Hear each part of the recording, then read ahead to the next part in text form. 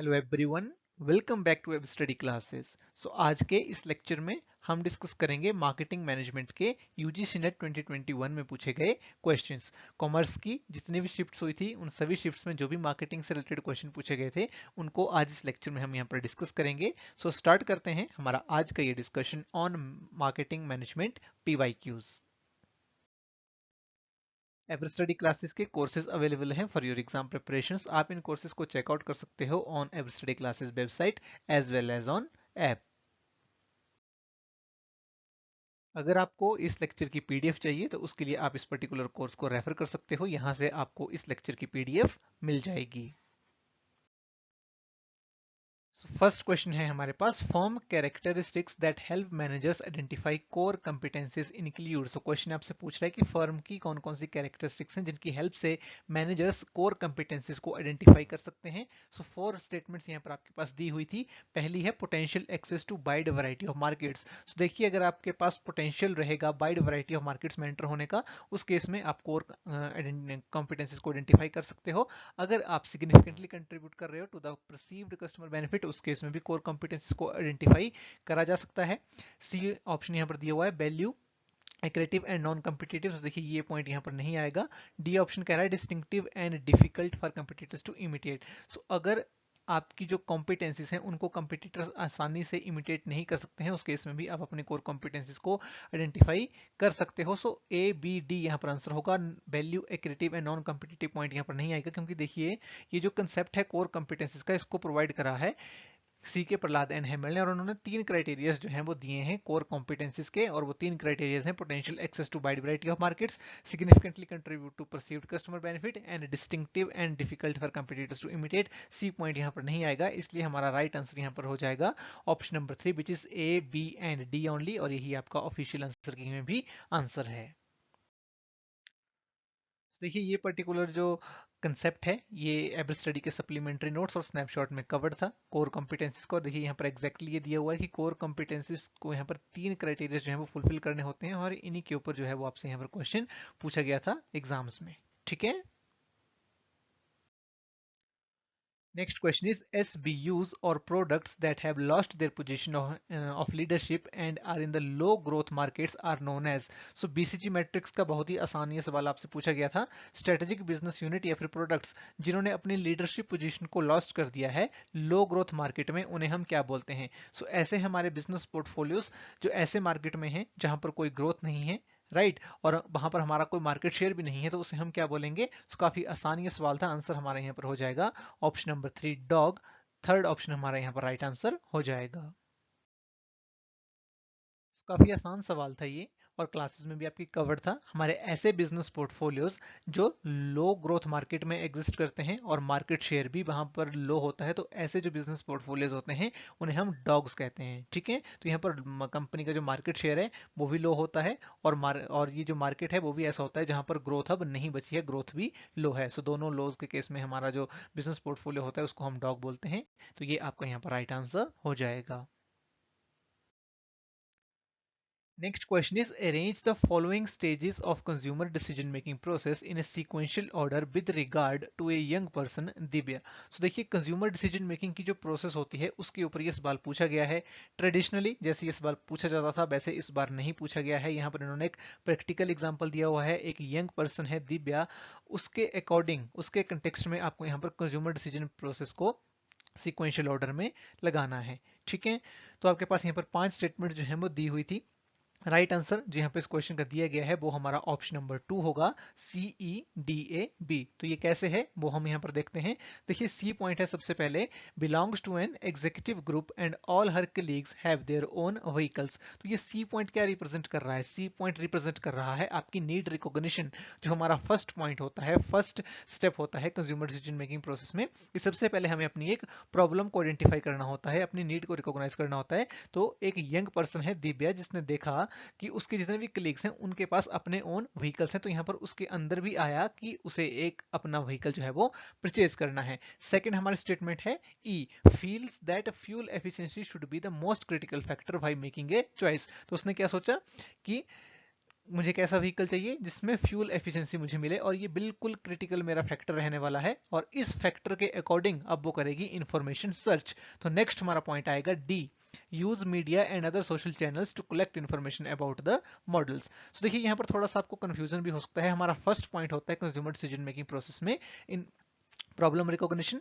Second होता है information search. तो हो सकता है आप यहाँ पर ये भी सोचें कि सी के बाद डी क्यों नहीं है, लेकिन कई बार क्या होता है कि कंज्यूमर ये सोच लेता है कि कौन सा वो मेन फैक्टर है जिसके बेस के ऊपर उसको प्रोडक्ट खरीदना है। तो यहाँ पर भी यही हो रहा है, उसने पहले ही सोच के रखा है कि जो फ्यूल एफिशिएंसी है वो उसका मेन फैक्टर रहने वाला है एक व्हीकल को बाई करने का, तो उसके अकॉर्डिंग अब वो इन्फॉर्मेशन सर्च करेगी। इसलिए हमारी जो सीक्वेंस है वो रहेगी सी, उसके बाद E and then D, right. तो जब उसने यहाँ पर इन्फॉर्मेशन सर्च करी, उसके बाद नेक्स्ट हमारा पॉइंट आएगा A, looks for specific colour and showroom delivery as she does not want to wait. वो वेट नहीं करना चाहती है, वो जल्दी से जल्दी प्रोडक्ट को खरीदना चाहती है।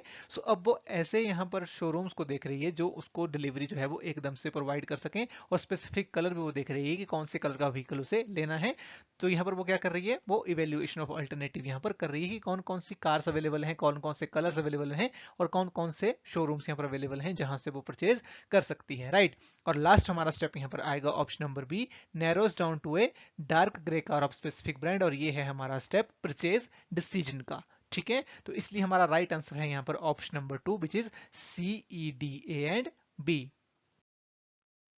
देखिए कंज्यूमर बाइंग प्रोसेस ये क्लास में कवर थी। अगर इस प्रोसेस को आप अच्छे से समझते हो तो इसको आप अप्लाई आसानी से कर सकते थे उस पर्टिकुलर क्वेश्चन में। कंसेप्चुअल क्वेश्चन था, एनालिटिकल क्वेश्चन था।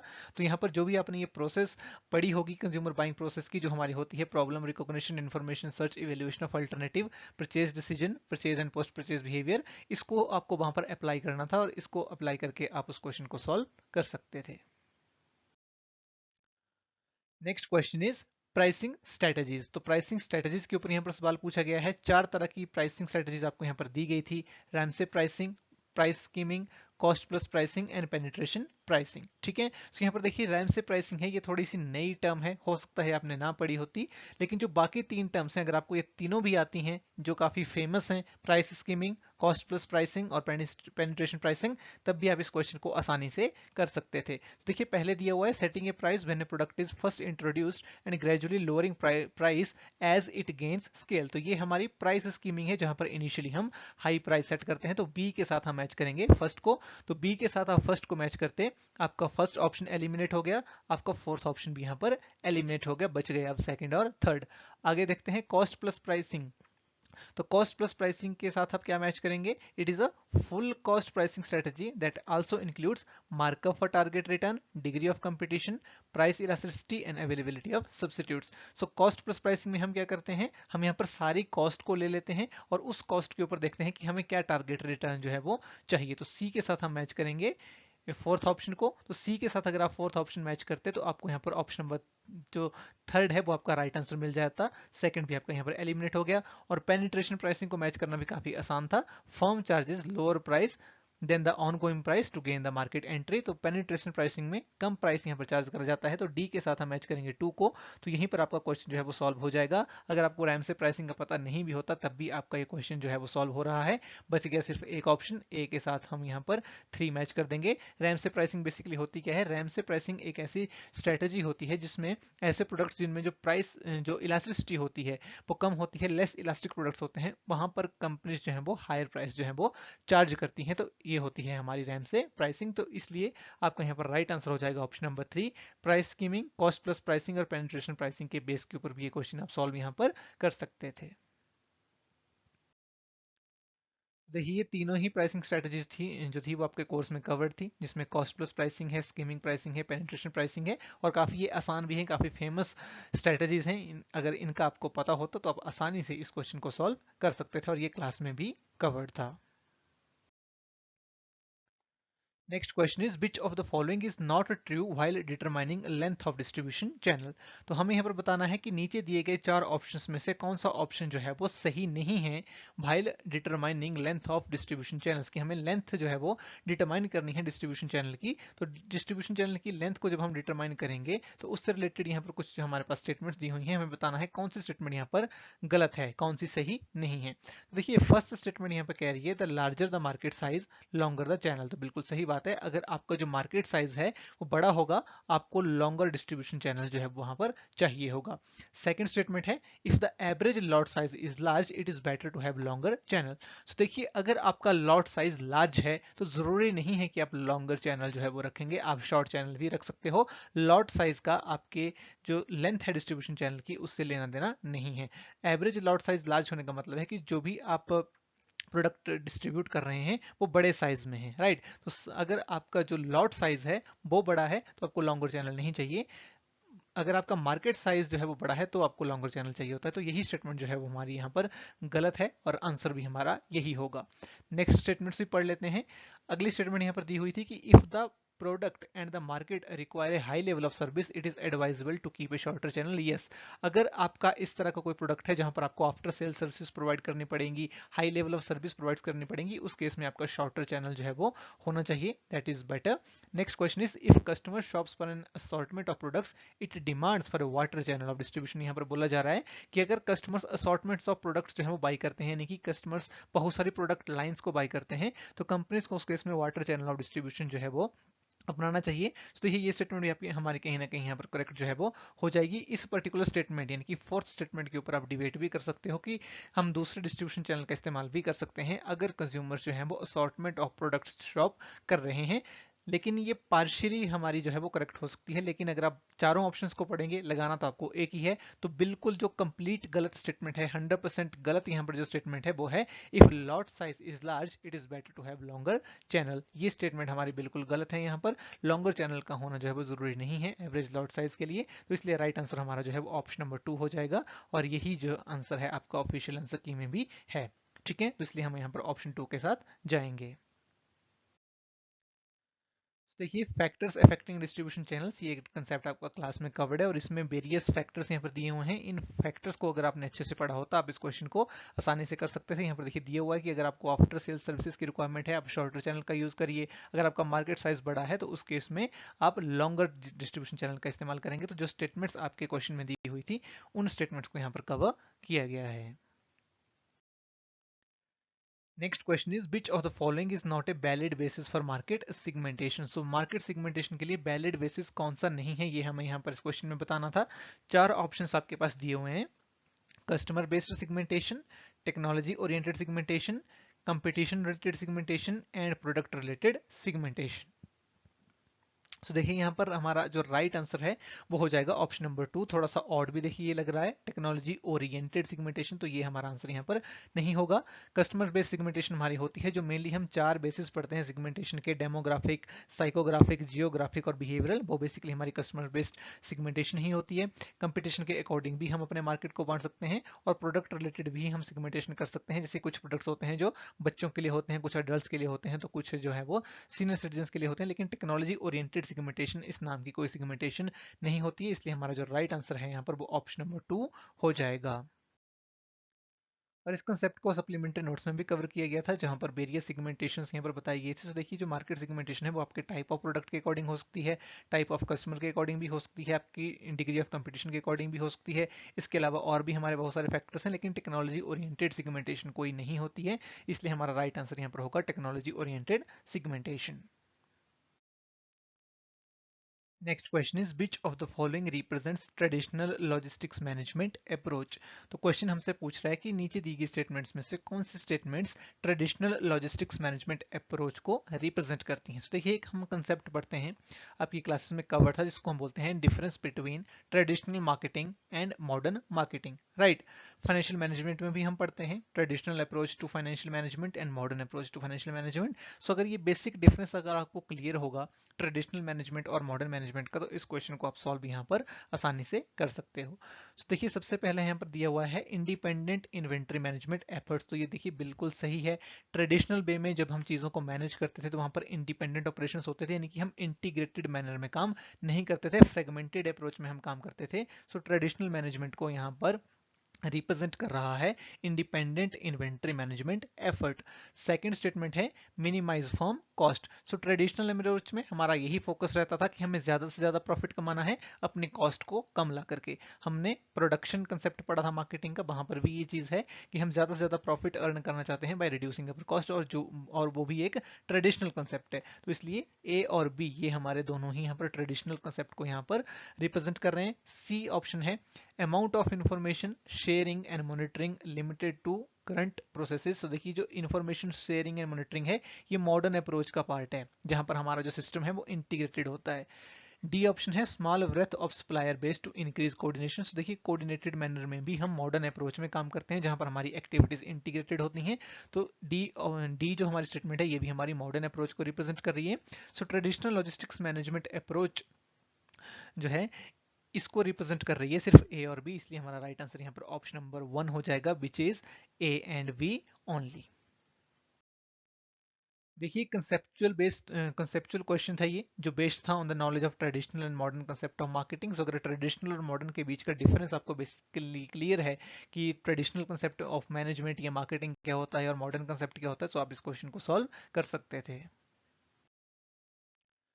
Next question is which of the following can be categorized as people processing services. तो पीपल प्रोसेसिंग सर्विसेज के रूप में हम किस सर्विस को कैटेगराइज कर सकते हैं, ये सवाल हमसे पूछ रहा है। आपके ऑप्शंस हैं health care, legal services, education and transportation.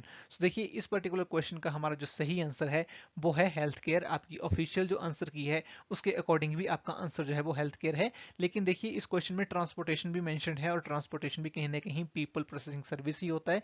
लेकिन क्योंकि आपकी ऑफिशियल आंसर की के अकॉर्डिंग आंसर 1 है, तो हम हेल्थ केयर के साथ यहाँ पर जा रहे हैं। और देखिए ये कंसेप्ट जो है वो 5 मिनट सीरीज में कवर था, तो यहाँ पर दिया हुआ है सर्विस प्रोसेसिंग इन्वॉल्विंग पीपल। तो यहाँ पर देखिए हेल्थ केयर दिया हुआ है, लेकिन जो कि मैं आपको बता रहा था कि यहाँ पर ट्रांसपोर्टेशन भी दिया हुआ था, तो थोड़ा सा कंफ्यूजिंग यहाँ पर आपके लिए जरूर रहा होगा एग्जाम में। लेकिन एग्जाम में फिर हेल्थ केयर आंसर क्यों है, अगर इसका हम यहाँ पर थोड़ा सा आंसर ढूंढने की कोशिश करें, अगर इसको एनालाइज करें, सो देखिए ट्रांसपोर्टेशन हो सकता है कि इसलिए वहां से हटा दिया गया हो, आंसर एग्जामिनर के अकॉर्डिंग नहीं है। क्योंकि आज की डेट में हम देखते हैं कि बहुत सारे जो है वो ऑटोमेटिक पायलट मोड पे चलने वाली चीजें भी आ रही हैं, जैसे कि बहुत सारी ट्रेन्स आपने सुनी होंगी ऐसी आज की डेट में आ चुकी हैं, जहां पर जो कि ऑटो पायलट मोड में कहीं ना कहीं चलती हैं, टेक्नोलॉजी ओरिएंटेड हैं, राइट। तो इसलिए शायद ट्रांसपोर्टेशन को एग्जामिनर ने इंक्लूड नहीं किया होगा। जनरली ट्रेडिशनली हम ट्रांसपोर्टेशन को भी पीपल प्रोसेसिंग सर्विस ही यहाँ पर मानते थे, लेकिन as per the official answer की आपका जो आंसर है वो सिर्फ हेल्थ केयर यहाँ पर होगा, क्योंकि चार में से हमें एक ही चूज करना था। ठीक है। नेक्स्ट क्वेश्चन इज, दो स्टेटमेंट्स आपको यहाँ पर दी हुई हैं। फर्स्ट स्टेटमेंट है only low priced products will sell in rural areas. Statement two is rural consumers are a homogeneous lot. In the light of our statements, choose the most appropriate answer from the options given below। तो rural marketing से related देखिए ये question है, और बहुत ही general question है, बिल्कुल common sense से इस क्वेश्चन को आप सॉल्व यहाँ पर कर सकते हो। तो फर्स्ट स्टेटमेंट हमारी कह रही है कि only low priced products will sell in rural India. तो देखिए जो ओनली वर्ड है ना, यही स्टेटमेंट को यहाँ पर गलत कर रहा है। Low price products rural area में सेल होते हैं, no doubt, but only low price ये गलत बात है। हाई प्राइस प्रोडक्ट्स भी यहाँ पर सेल हो जाते हैं। तो इस तरह की जो एक्सट्रीम स्टेटमेंट होती हैं वो जनरली गलत ही होती हैं, ये बात आपको एग्जाम में यहाँ पर याद रखनी चाहिए। So only low price products will sell in rural India, ये स्टेटमेंट गलत है। रूरल मार्केटिंग और होमोजेनियस लॉट, ये भी स्टेटमेंट गलत है। उनमें भी हेट्रोजेनिटी पाई जाती है, क्योंकि सभी की नीड्स एंड वांट्स जो है वो अलग अलग हैं। रूरल कंज्यूमर्स हैं तो उनकी नीड्स एंड वांट्स सेम ही होंगी, ये जरूरी नहीं है।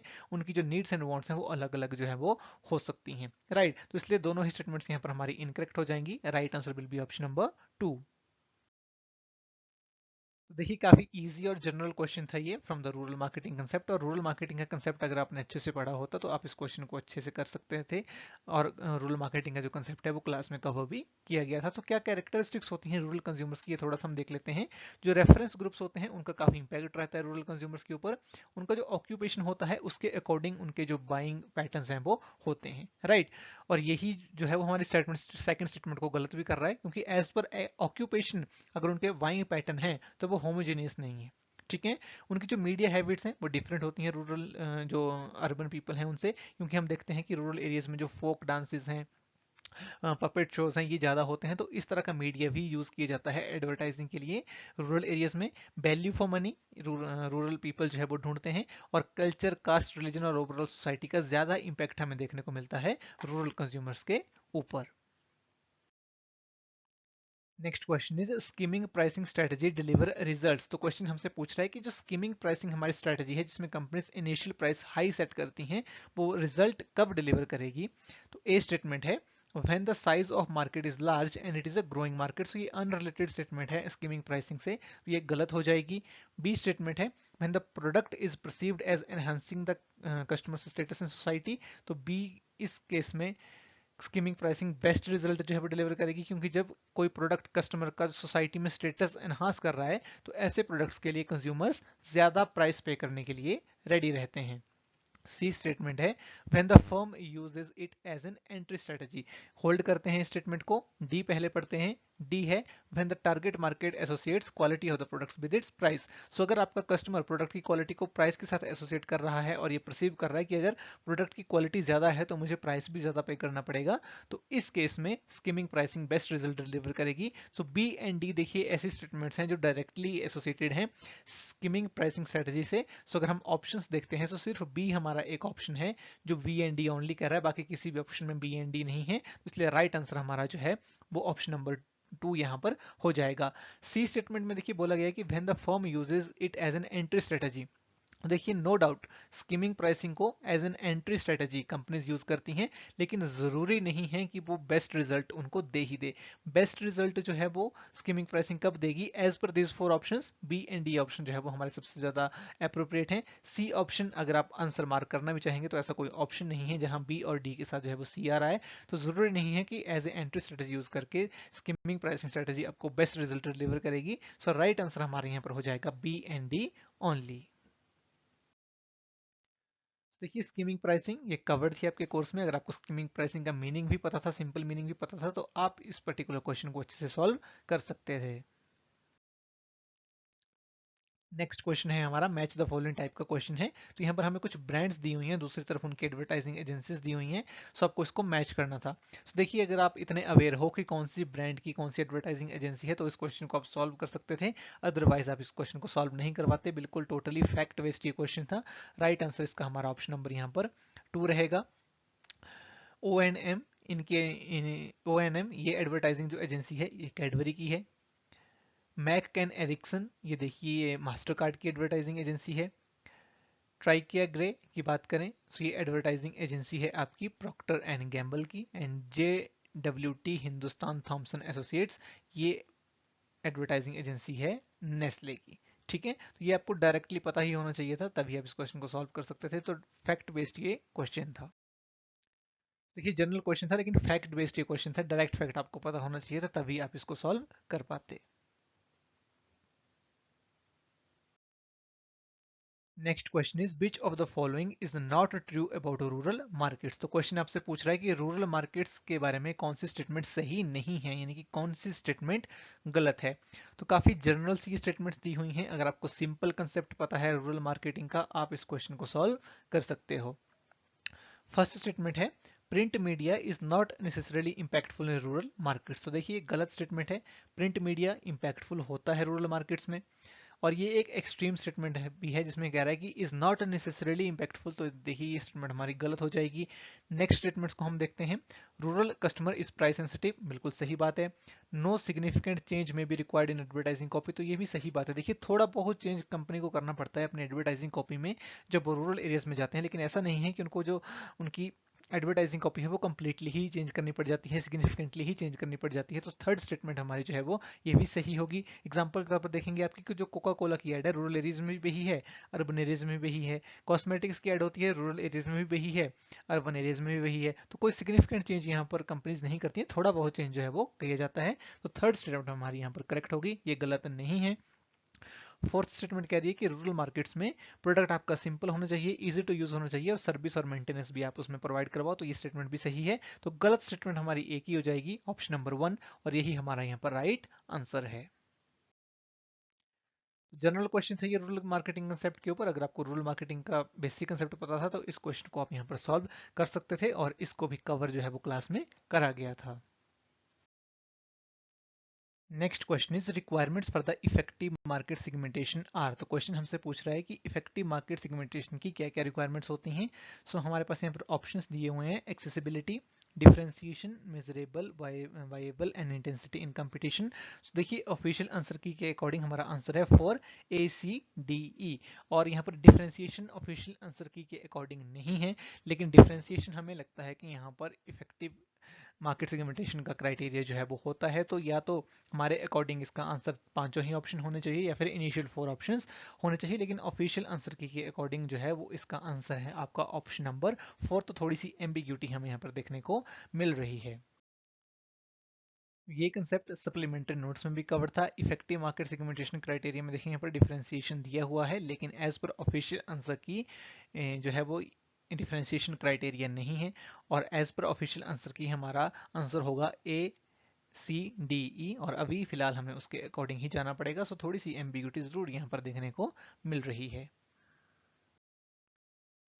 Next question is which of the following is true for consumers. तो कंज्यूमर्स के बारे में कौन सी स्टेटमेंट यहाँ पर करेक्ट है ये आपको बताना है। तो कंज्यूमर बिहेवियर से रिलेटेड बेसिकली ये क्वेश्चन है। तो एक बार के लिए आप पढ़ेंगे, आपको चारों स्टेटमेंट से यहाँ पर करेक्ट नजर आएंगी, लेकिन क्योंकि आपको सिलेक्ट सिर्फ एक करनी है तो most appropriate and 100% correct statement यहाँ पर आपको टिक जो है वो करनी पड़ेगी। राइट, तो पहली स्टेटमेंट है देखिए, consumers are rational and think in a linear manner. तो देखिए कंज्यूमर्स जो है वो हमेशा रैशनल नहीं होते हैं, हम रैशनैलिटी के साथ साथ अपने इमोशंस का यूज भी करते हैं, साइकोलॉजी भी बहुत ज्यादा इन्फ्लुएंस करती है डिसीजन मेकिंग को। सो कंज्यूमर्स के जो डिसीजन हैं वो साइकोलॉजी से भी इन्फ्लुएंस्ड होते हैं, इमोशन से भी डिसीजन होते हैं। तो कंज्यूमर्स इमोशनल भी होते हैं और वो हमेशा लीनियर मैनर में नहीं सोचते हैं। तो फर्स्ट स्टेटमेंट यहाँ पर हमारी यहाँ गलत हो जाएगी। सेकेंड स्टेटमेंट है culture and society have relationship to consumer thoughts and feelings. Right, third statement है consumers can be motivated to believe and internalise messages the way the market desires. देखिए जरूरी नहीं है कि कंज्यूमर्स को उसी तरह से आप एक्ट करवा लो जिस तरह से मार्केटर चाहता है। कई बार हम एडवर्टाइजिंग करते हैं, मार्केटर एडवर्टाइजिंग करता है और वो एडवर्टाइजिंग फेल भी हो जाती है। तो तीसरी स्टेटमेंट हमारी यहाँ पर 100% करेक्ट नहीं है। सेम वे फोर्थ स्टेटमेंट है हमारी, consumers can explain their thoughts and behaviour.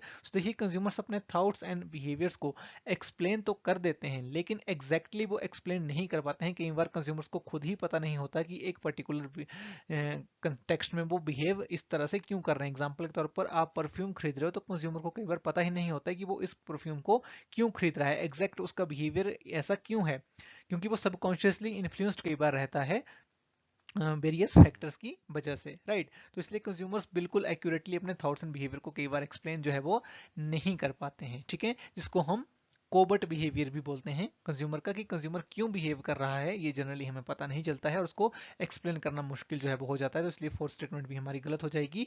सही आंसर हमारा होगा ऑप्शन नंबर 2, कल्चर और सोसाइटी का कंज्यूमर्स के थॉट्स एंड फीलिंग्स के ऊपर जो है वो इम्पैक्ट होता है और इनकी स्ट्रॉन्ग रिलेशनशिप जो है वो देखी जाती है। और ये हर कंटेक्स्ट में हमें देखने को मिलता है कि जो भी कंज्यूमर्स हैं उसके जो थॉट्स हैं, फीलिंग्स हैं, वो कल्चर और सोसाइटी से इन्फ्लुएंस्ड होती हैं। इसलिए हमारा जो राइट आंसर है वो ऑप्शन नंबर 2 यहाँ पर हो जाएगा। देखिए कॉमन सेंस बेस्ड क्वेश्चन था related to the knowledge of consumer behaviour, और कंज्यूमर बिहेवियर के बारे में ओवर्ट फैक्टर्स, कोवर्ट फैक्टर्स ये आपके कोर्स में कवर थे। सो अगर आपको कंज्यूमर बिहेवियर का नॉलेज था और आप अपनी कॉमन सेंस लगा सकते हो और अगर आपके कंसेप्ट क्लियर थे तो इस क्वेश्चन को भी आप सॉल्व कर सकते थे। Next question is which of the following is not true for supply chain management approach. तो सप्लाई चेन मैनेजमेंट अप्रोच के बारे में कौन सी स्टेटमेंट ट्रू नहीं है, यानी कि कौन सी स्टेटमेंट गलत है, ये आपको यहाँ पर बताना है। तो पहली स्टेटमेंट दी हुई है joint reduction in channel inventories. तो सप्लाई चेन मैनेजमेंट अप्रोच का यूज करके क्या ज्वाइंट रिडक्शन होती है इन चैनल इन्वेंट्रीज में? तो जी हाँ, बिल्कुल सही यहाँ पे स्टेटमेंट है। अगर आपकी सप्लाई चेन मैनेजमेंट जो है वो बिल्कुल प्रॉपर है तो आपकी जो इन्वेंट्री है वो बहुत ज्यादा स्टोर आपको करके नहीं रखनी पड़ेगी। राइट, सो ज्वाइंट रिडक्शन आपको देखने को मिलेगी चैनल इन्वेंट्रीज में। सेकंड स्टेटमेंट है large breadth of supplier base to increase competition and spread risk. तो देखिए सप्लाई चेन मैनेजमेंट अप्रोच का जब आप यूज करेंगे तो उससे आपका कंपटीशन इंक्रीज नहीं होगा और स्प्रेड जो रिस्क है वो स्प्रेड नहीं होगा, बल्कि जो रिस्क है वो मिनिमाइज होता है। इसलिए आपकी स्टेटमेंट गलत हो जाएगी। Risk and rewards are shared over long term, तो ये सही स्टेटमेंट है। और देखिए जो थर्ड स्टेटमेंट है ये सेकंड स्टेटमेंट को यहाँ पर कॉन्ट्राडिक्ट भी कर रही है। तो थर्ड हमारी सही है, तो सेकंड गलत हो जाएगी। Companies use intermodal transportation to reach their markets, तो ये स्टेटमेंट भी सही है। मल्टीपल मोड्स ऑफ ट्रांसपोर्टेशन का कंपनीज यहाँ पर यूज करती हैं। तो गलत स्टेटमेंट हमारी कौन सी हुई, कौन सी स्टेटमेंट जो है वो करेक्ट नहीं है, तो सेकंड स्टेटमेंट हमारी करेक्ट नहीं है, क्योंकि जो रिस्क है वो मिनिमाइज होता है, ना कि स्प्रेड। तो देखिए ये कोर्स में कवर था, क्लासेस में कवर था, सप्लाई चेन मैनेजमेंट के की बेनिफिट्स आपको करवाए गए थे, और की बेनिफिट्स अगर आपको यहाँ पर ये पता है, इनको अगर आपने पढ़ा होता तो इस क्वेश्चन को आप सॉल्व कर सकते थे। Next question is environmental characteristics और factors influencing distribution decisions are, तो कौन कौन से एनवायरमेंटल फैक्टर्स हैं जो डिस्ट्रीब्यूशन डिसीजंस को इन्फ्लुएंस करते हैं। पांच हमारे पास यहाँ पर ऑप्शंस दिए हुए हैं, government policy, state of economy, social activism, technology and infrastructure development and statutory provisions. तो पांचों ही एक बार आपको देखने में लगेंगे, लेकिन हमें चूज करना है मोस्ट अप्रोप्रिएट आंसर। तो मोस्ट अप्रोप्रिएट आंसर यहाँ पर क्या होगा, तो मोस्ट अप्रोप्रिएट आंसर हमारा होगा option number 4 which is A, B, D and E. क्योंकि देखिए A B D and E, तो ये चारों ही फैक्टर्स जो हैं ये कहीं ना कहीं मैक्रो फैक्टर्स हैं, लेकिन जो सोशल एक्टिविज्म है ये उस तरह से मैक्रो फैक्टर नहीं है, उस तरह का एक बड़ा फैक्टर नहीं है डिस्ट्रीब्यूशन डिसीजंस को इन्फ्लुएंस करने के लिए। सो सोशल एक्टिविज्म हमारा यहाँ पर नहीं आएगा। अगर हम मैक्रो फैक्टर्स की यहाँ पर बात करें तो वो है हमारे पास government policy, state of economy, technological and infrastructure development and statutory provisions, और ऑड वन आउट भी अगर आप यहाँ पर करेंगे तो ये चारों फैक्टर्स जो हैं वो एक जैसे हैं, नहीं ये मैक्रो फैक्टर्स हैं, इसलिए सोशल एक्टिविज्म को हम हटा देंगे और हमारा मोस्ट अप्रोप्रिएट आंसर हो जाएगा option number 4 which is AVDE only. So, देखिए ये एक कंसेप्चुअल क्वेश्चन था मार्केटिंग एनवायरनमेंट से रिलेटेड। अगर आपने मार्केटिंग एनवायरनमेंट को अच्छे से पढ़ा होता तभी आप इस क्वेश्चन को सॉल्व कर पाते। Next question is arrange the following steps of market feasibility study in sequential order. So market feasibility study क्या होती है, जिसमें हम ये स्टडी करते हैं कि एक पर्टिकुलर मार्केट में हमें जाना चाहिए या नहीं, तो उसी की प्रोसेस को हमें यहाँ पर सीक्वेंशियल ऑर्डर में जो है वो लगाना था। तो देखिए यहाँ पर चार स्टेटमेंट्स आपके पास दी हुई हैं और बहुत ही सिंपल स्टेटमेंट्स हैं। अगर आपको मार्केट फिजिबिलिटी के बारे में कुछ भी नहीं आता फिर भी इस क्वेश्चन को सॉल्व कर सकते हो। तो देखो सबसे पहला हमारे पास स्टेप होगा estimation of demand in target market of different price level. तो किसी भी मार्केट में अगर हमें जाना है सबसे पहले आप क्या फोरकास्ट करेंगे, सबसे पहले आप फोरकास्ट करेंगे डिमांड को। नेक्स्ट हमारा स्टेप क्या होगा, ये देखिए नेक्स्ट स्टेप हमारा होगा option number B, forecast sales based on demand estimation competitive analysis. तो देखिए यहाँ पर सी से ही आपको क्ल्यू मिल रहा है बी का, क्या लिखा है बी में, forecast sales based on demand estimation. तो पहले तो डिमांड एस्टिमेशन ही होगी तभी आप फोरकास्ट करोगे ना सेल्स को। तो सबसे पहले क्या हो गया, एस्टिमेशन ऑफ डिमांड, और यहीं से आपको हिंट मिल गया बेस्ड ऑन डिमांड एस्टिमेशन। तो यानी कि आपको पता है कि सेकंड स्टेप आपका जो है वो बी ऑप्शन यहाँ पर हो जाएगा। नेक्स्ट हमारा जो स्टेप होगा that is estimating the cost of serving the market segment, कि एक मार्केट सेगमेंट को अगर आपको सर्व करना है तो उसकी कॉस्ट आपको क्या पड़ेगी, यानी कि नेक्स्ट हमारा जो स्टेप है वो हो जाएगा ऑप्शन नंबर डी। और यहीं से आपको हिंट मिल रहा है अब ए का, क्या बोला गया है, based on cost and anticipated sales volume calculating the break even price and sales volume, right? तो based on कॉस्ट, तो यहाँ से आपको पता चल गया कि डी के बाद क्या होगा ए। तो सिंपल काफी स्टेटमेंट्स थी, सीक्वेंशियल ऑर्डर में आप इनको लगा सकते थे। राइट आंसर हमारा हो जाएगा ऑप्शन नंबर 2 CVD ए। सो ये एक कंसेप्चुअल क्वेश्चन था न्यू प्रोडक्ट डेवलपमेंट प्रोसेस से रिलेटेड, जहां पर हम ये भी चेक करते हैं कि एक पर्टिकुलर प्रोडक्ट को हमें मार्केट में उतारना चाहिए या नहीं, या हमें एक पर्टिकुलर मार्केट में जाना चाहिए या नहीं। तो उससे आप इस क्वेश्चन को रिलेट कर सकते हो। थोड़ा सा इन डेप्थ जाके क्वेश्चन पूछा हुआ था, लेकिन स्टेटमेंट्स काफी ज्यादा सिंपल थी और स्टेटमेंट्स में ही हिंट दिए हुए थे। सो ये क्वेश्चन जो था वो आसानी से किया जा सकता था क्योंकि सिंपल स्टेटमेंट थी और एक स्टेटमेंट में ही हिंट दिया हुआ था कि नेक्स्ट स्टेटमेंट हमारी क्या होगी। तो सिक्वेंशियल ऑर्डर में इनको लगाना यहाँ पर आसान था। Next question is when demand is slack and market is competitive, firms follow which of the following pricing methods? तो जब डिमांड आपकी स्लैक और मार्केट में कंपटीशन बहुत ज्यादा है तो कौन सी प्राइसिंग स्ट्रेटेजी यहाँ पर यूज करी जाएगी? चार ऑप्शन आपके पास यहाँ पर दिए हुए थे, penetration pricing, peak load pricing, marginal cost pricing या फिर स्कीमिंग प्राइसिंग।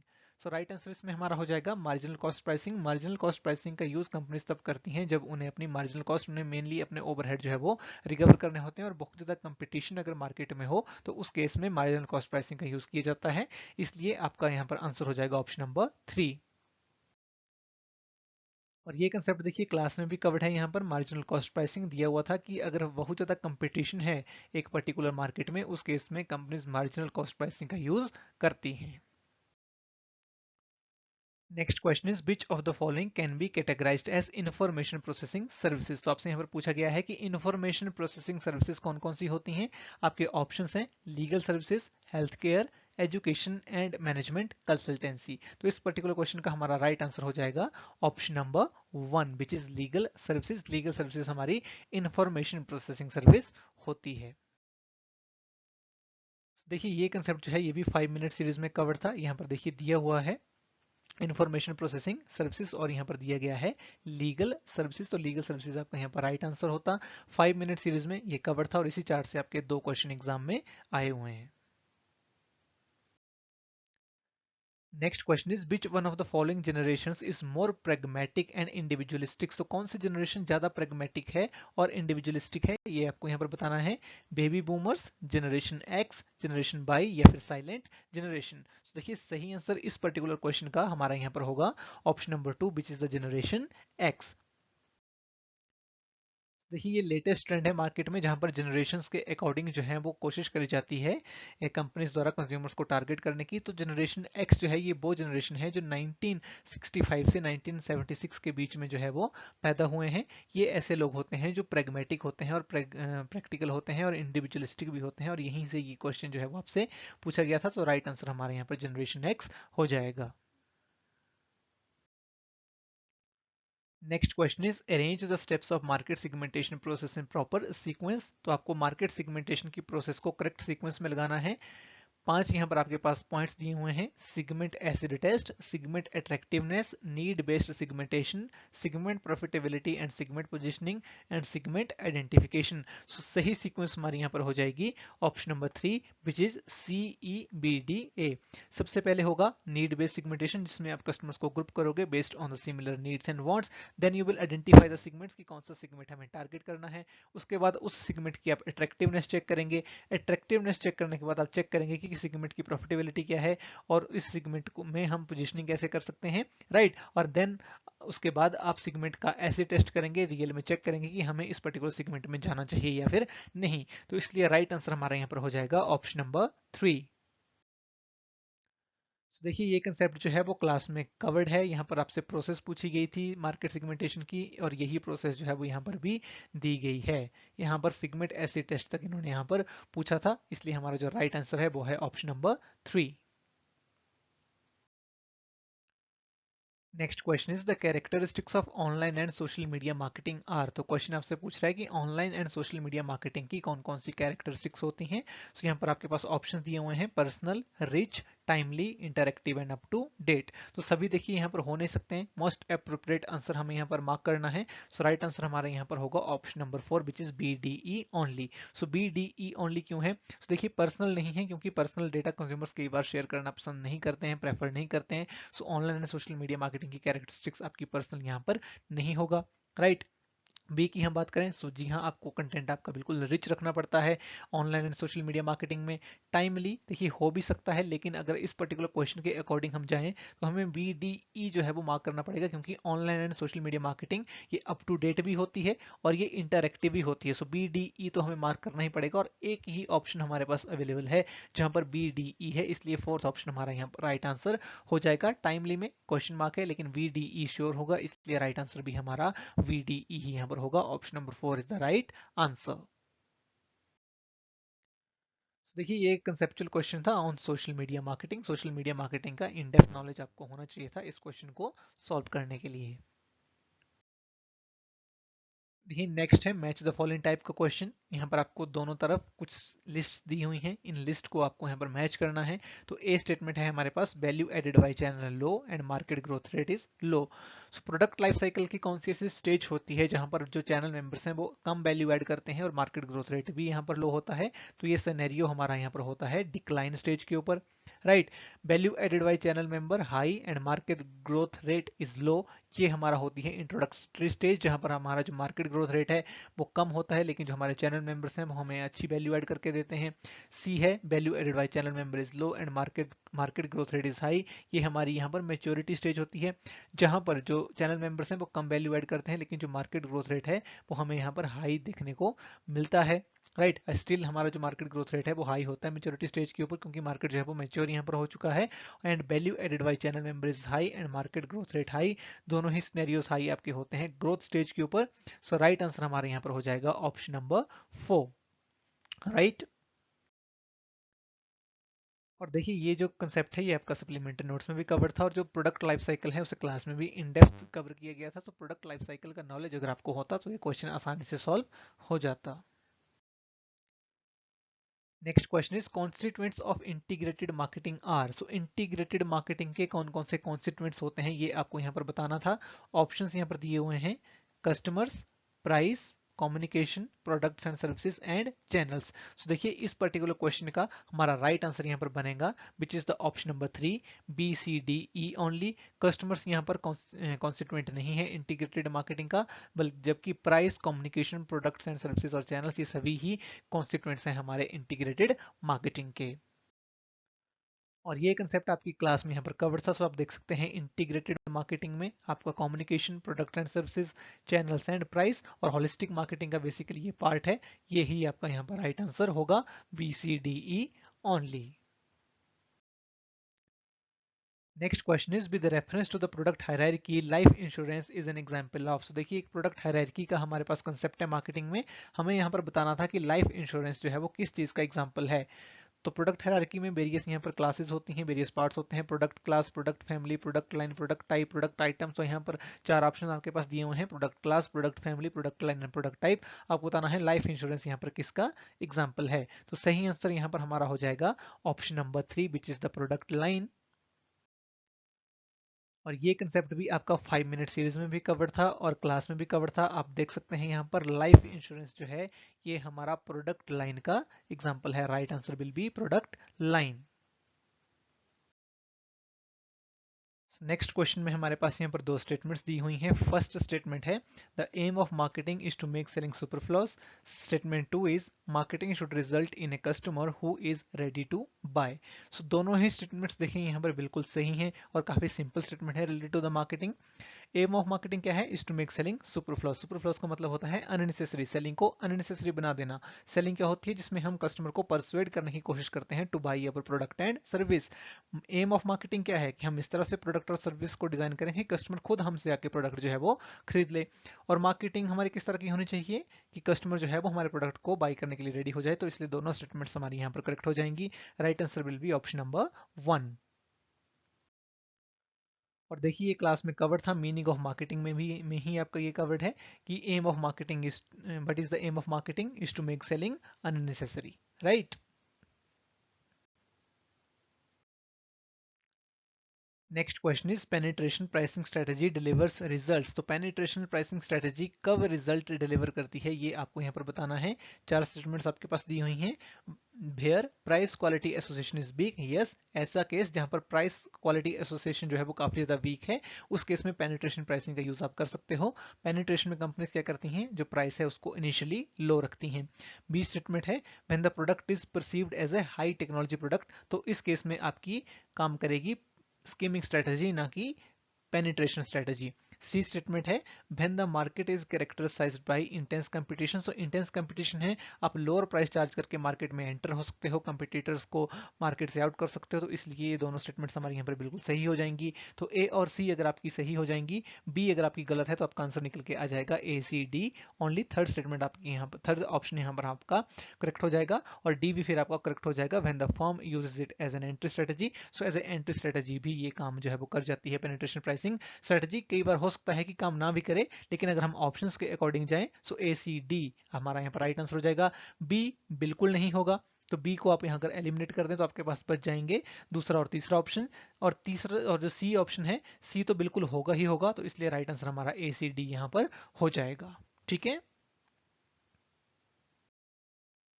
देखिए पेनिट्रेशन प्राइसिंग की भी ये आपकी क्लास में कवर थी और काफी आसान ये सवाल था। अगर आपको पेनिट्रेशन प्राइसिंग आती है आप इस क्वेश्चन को अच्छे से सॉल्व कर सकते हो।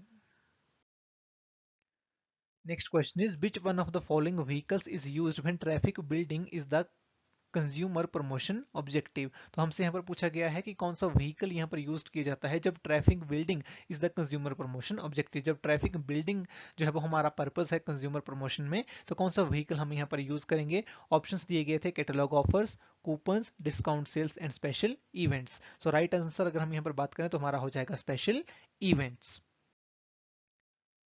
और ये आप यहाँ पर देख सकते हैं सप्लीमेंट्री नोट्स में कवर था, ट्रैफिक बिल्डिंग के लिए जो है वो स्पेशल इवेंट्स का कंपनीज यूज करती हैं। Right answer will be option number 4। सो ये था हमारा आज का लेक्चर जिसमें हमने यूजीसी नेट 2021 में पूछे गए मार्केटिंग मैनेजमेंट से रिलेटेड क्वेश्चंस को डिस्कस किया। आई होप आपको ये लेक्चर काफी पसंद आया होगा। Thanks for joining, wish you all the very best.